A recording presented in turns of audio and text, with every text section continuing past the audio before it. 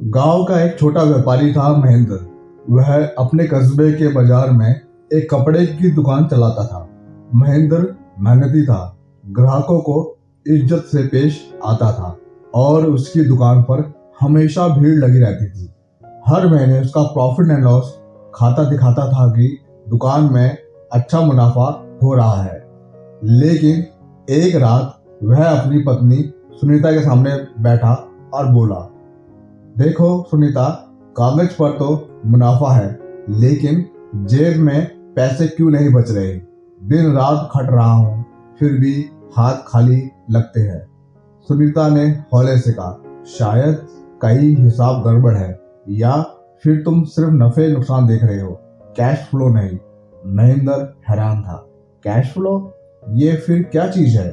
अगले ही दिन उसका दोस्त रामपाल, जो अकाउंटेंट था, दुकान पर आया।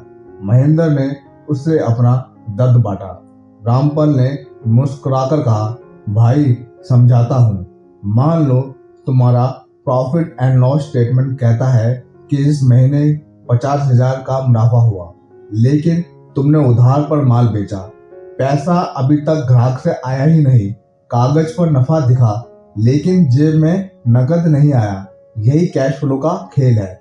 महेंद्र सोच में पड़ गया। उसे एहसास हुआ कि उसका आधा माल तो उधार पर जाता है और कई ग्राहक महीनों तक पैसा चुकाते ही नहीं।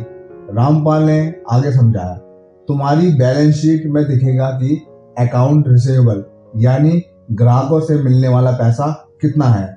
वही पैसा अगर रुक गया तो नकदी का प्रवाह रुक गया। इसी कारण दुकानदार को लगता है कि मुनाफा है, लेकिन जेब खाली है। फिर उसने एक मिसाल दी, मान लो तुम्हारी जेब एक नाली की तरह है, जिसमें रोज पानी आता है और बाहर बहता है। अगर कहीं नाली जाम हो गई तो पानी का बहाव रुक जाएगा। वैसे ही कैश फ्लो रुकता है। एक दिन गांव की मंडी में बाबा हरिराम आलू बेच रहे थे। महेंद्र ने उनसे पूछा, बाबा हमेशा नकद क्यों लेते हैं, उधार क्यों नहीं देते। बाबा मुस्कुराए, बेटा आलू उधार में दोगे तो पैसा 2 महीने बाद आएगा, लेकिन बीच में खेत में बीज, पानी और मजदूरी का खर्च तुरंत लगेगा। अगर जेब में नगद नहीं रहा तो अगली फसल कैसे होगी।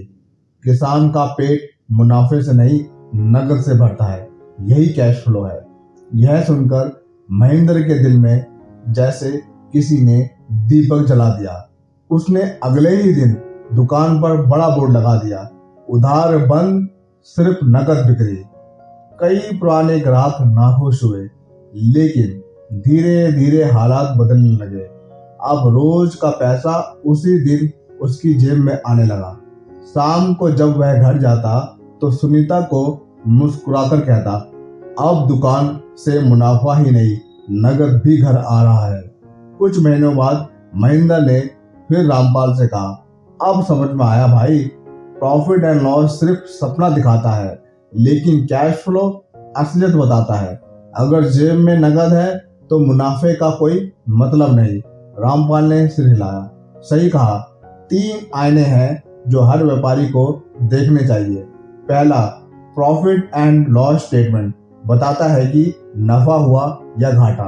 दूसरा, बैलेंस शीट दिखाती है कि तुम्हारे पास संपत्ति, एसेट्स और कर्ज, लायबिलिटीज कितना है। तीसरा, कैश फ्लो स्टेटमेंट अगली सच बताती है कि नगद का आना जाना कितना है। महेंद्र की आंखों में चमक थी। अब वह जान गया था, मुनाफे से सपने पूरे होते हैं, लेकिन कैश फ्लो से जिंदगी चलती है। उसने अपनी दुकान को छोटे छोटे नकदी प्रबंधन नियमों से संभालना शुरू किया।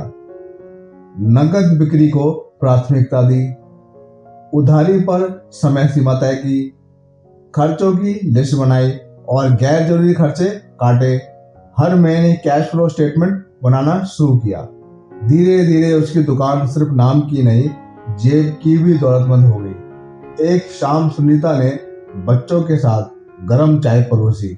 महेंद्र ने मुस्कुराते हुए कहा, आज पहली बार लगता है कि दुकान सच में मेरे लिए काम कर रही है।